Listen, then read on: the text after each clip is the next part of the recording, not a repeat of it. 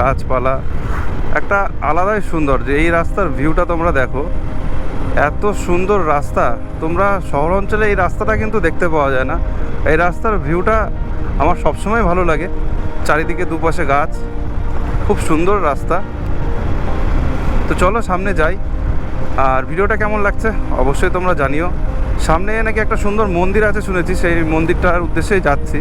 দেখা যাক, গিয়ে মন্দিরটা দেখতে পাই, ঠাকুরের দর্শন করি। আর এই রাস্তাটায় সামনে মন্দির আছে আমি সঠিক জানতাম না, কিন্তু এই রাস্তায় এর আগেও এসেছি। রাস্তার ভিউটা খুবই ভালো। এই বট গাছটা দেখেছো? বহুত পুরনো হবে বট গাছটা, ঝুড়িগুলো কীভাবে নেমেছে।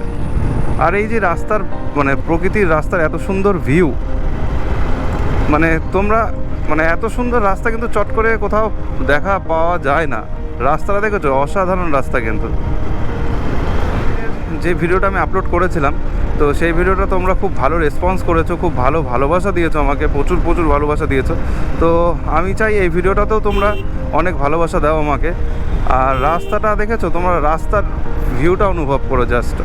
তো চারিদিকে দেখো পুরো ফাঁকা মাঠ, মানে অসাধারণ প্রকৃতির এই যে সৌন্দর্য, এর কোনো তুলনা হবে না।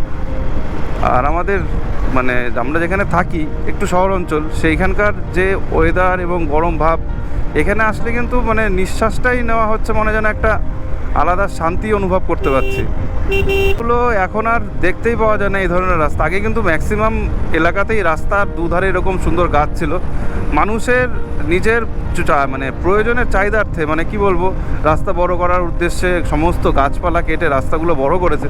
কিন্তু এই রাস্তায় গাড়ি চালিয়ে বা এই রাস্তায় যাতায়াত করে যেই শান্তি বা যেই তুমি অনুভবটা পাবে, সেটা কিন্তু ফাঁকা গাছহীন রাস্তায় সেই অনুভবটা নেই। ওখানে প্রচণ্ড গরম, এই রাস্তায় এখান থেকে গাড়ি চালাচ্ছি, মানে একদম গা সব ওয়েদার ঠান্ডা একদম, মানে কি বলবো, খুবই ভালো লাগছে। আর আমিও মজা নিচ্ছি, তোমরাও রাস্তার ভিউয়ের মজা নিতে থাকো। আর সামনে যাই, তোমাদেরকে মন্দিরের ভিউটা দেখাই। এটা হচ্ছে ম্যাচপোতা হাই স্কুল। আমরা এখন ম্যাচপোতা পার করছি। সবসময় গ্রামের রাস্তা যখন বাইক চালাবে, সবসময় হর্নটা বেশি করে ব্যবহার করবে, কেননা এখানে বোঝা যায় না কখন কোন দিক থেকে কে চলে আসে। অনেক সময় এখানে গবাদি পশু, মানে ছাগল ফাগল, কুকুর, গরু, হাঁটাবাটা যখন তখন সেখান থেকে বেরিয়ে যায় চট করে। তো গ্রামের রাস্তায় তোমরা কখনো গাড়ি জোরেও চালাবে না, আর খুব সাবধানে এবং এদিক ওদিক দেখে ভালোভাবে চালাবে। তো চারিদিক যতদূর দেখতে পাওয়া যাচ্ছে ফাঁকাকে ফাঁকা, মানে খুব সুন্দর লাগছে প্রাকৃতিক পরিবেশটা। দুপাশের ভিউটা তোমরা জাস্ট দেখো। আর এই যে রাস্তার দুধারে যে গাছগুলো হয়েছে, এই গাছগুলো কিন্তু খুব মানে বাজে একটা গাছ। এই গাছটাকে নাকি বাংলায় জীবন্ত ক্যান্সার বলে। তো এই গাছটা নির্মূল করা গভর্নমেন্টের পক্ষ থেকে একটা স্টেপ নেওয়ার খুবই প্রয়োজন। তো এইখানে মানে সাগর ভিউটা দেখেছো?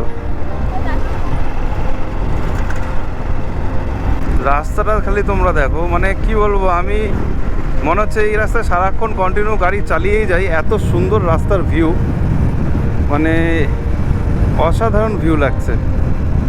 আর এরা রাস্তার মাঝখানে দাঁড়িয়ে কি করছে? টিকটক বানাচ্ছে, ভিডিও বানাচ্ছে, রিলস ভিডিও। দেখতে থাকো।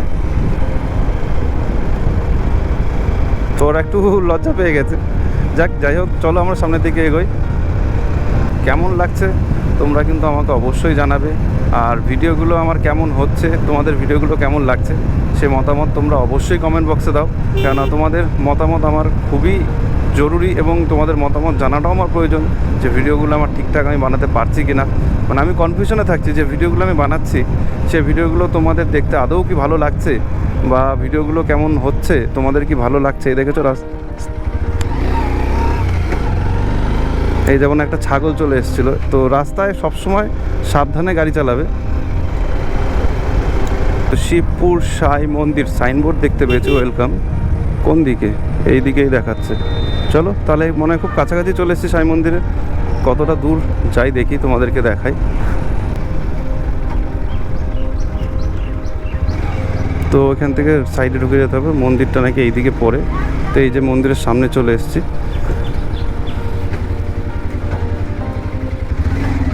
এখানে গাড়ি রাখি, মন্দিরটা দেখি। হ্যাঁ, তো এই দেখো মন্দিরের ভেতরের ভিউটা, তো দেখো মন্দিরটা খুব সুন্দর কিন্তু, আর মন্দিরের ওভারঅল যে সিনেমাটিক ভিউ সেটা কিন্তু তোমাদেরকে আমি প্রথমেই দেখিয়েছি। তো ভিডিওটা মন্দিরটা কেমন লাগছে সেটা তোমরা কিন্তু অবশ্যই আমাকে জানিও।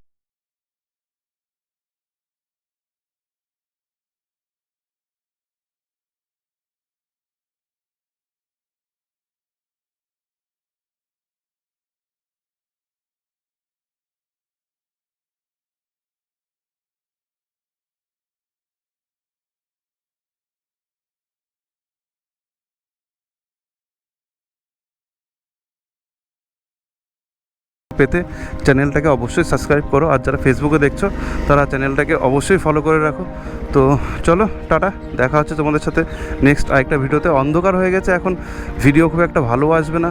তো সাই বাবাকে নমস্কার করে, সাই বাবা দর্শন করে, এখান থেকে সাইয়ের দর্শন করলে নাকি সব মানে সমস্ত যা প্রবলেম আছে সেগুলো মুক্ত হয়ে যায়। তো এখন আমরা এখান থেকে বেরোচ্ছি। তো ভিডিওটা ভালো লাগলে অবশ্যই লাইক করবে।